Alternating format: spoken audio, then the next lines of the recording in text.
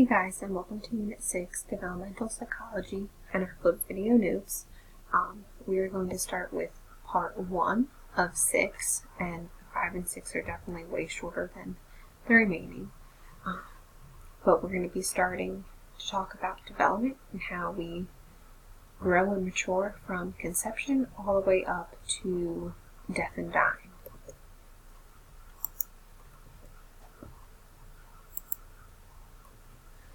So some of the things we're going to talk about during this unit are, again, conception, prenatal development, so while the baby is still in the womb, the competent newborn, infancy, childhood, both their cognitive and physical development, as well as adolescence and adulthood. We're going to look at physical, cognitive, and even social development and how we start to emerge into our adulthood.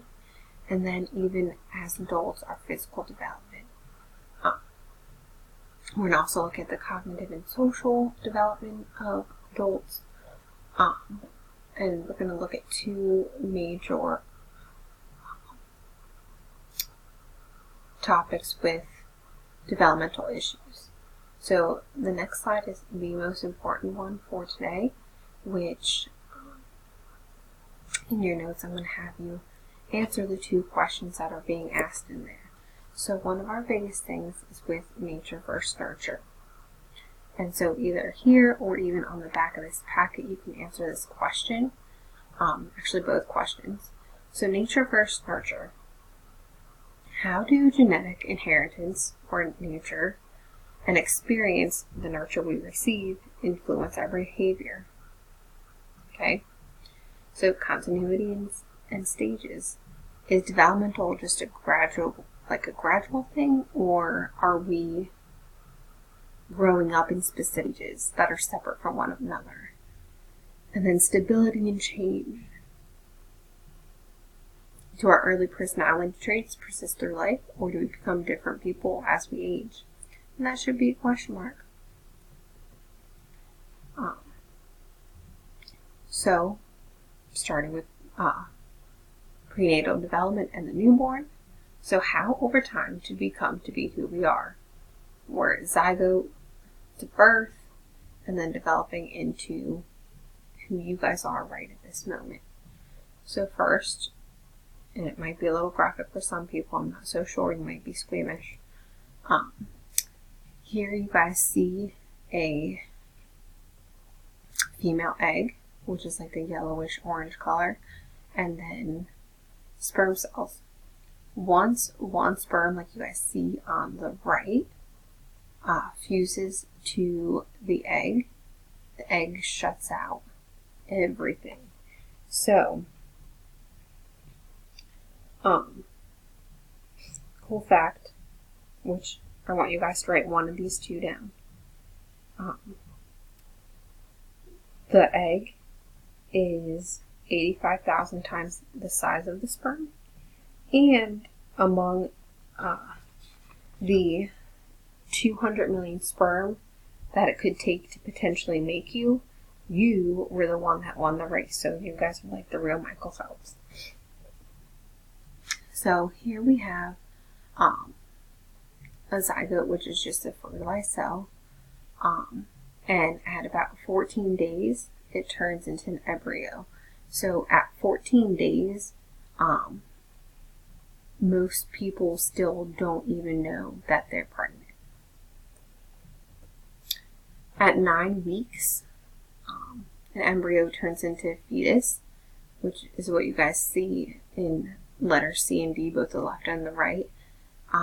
And these are, if you were to measure, and I do have a model of what one fetus looks like. It's slightly larger, but similar to letter C. This is like less than an inch in height. At about 12 weeks, the fetus could be an inch or inch and a half. The competent newborn, so after birth, infants are born with a couple different reflexes that help with survival. one of the very first that you see is the rooting reflex, which helps look for food.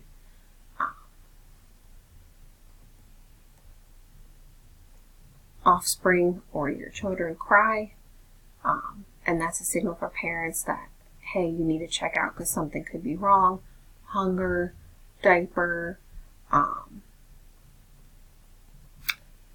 but it seeks attention. You're very quickly going to say, hey, what's wrong? Cognition. So we have done some studies, but one of the cool things that we have seen with young children, and I see it with Hudson all the time, is that children like new objects. Think about it. When you go over a friend's house, you'd rather play with their toys because you don't see them every day than the ones that you do see every day.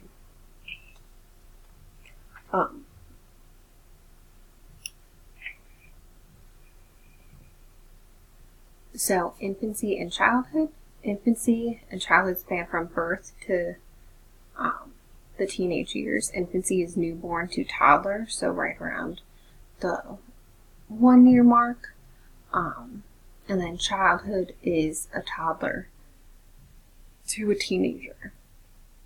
And then during those years, we see tons of development, and especially where you guys are right now, you're going through so many changes. It's unbelievable. And an infant's psychological development depends so much on their biological development. Motor skills and memory go into how our brain develops. Like think about riding a bike. First couple times you do it, you have trouble, but then once you get it, you just get it, and you can always ride a bike.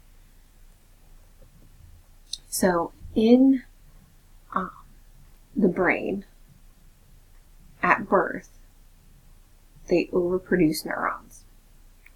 So right around 7 months old, our brains are producing like 28 billion neurons. And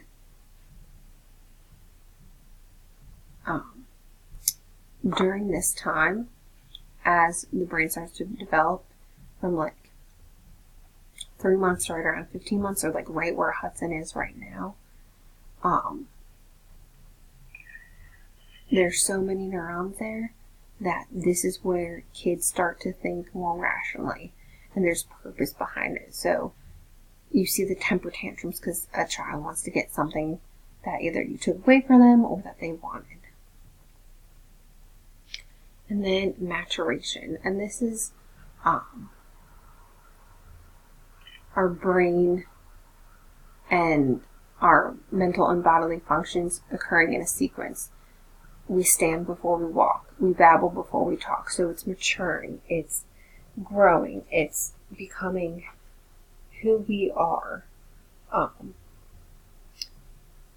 It's our biological growth, and it's purely biological. It's not influenced by experience. So this is our first section. Make sure you guys answer those questions that were in the beginning of the unit, and I'll put them up again. Make sure you answer these, and I will see you guys later. Bye.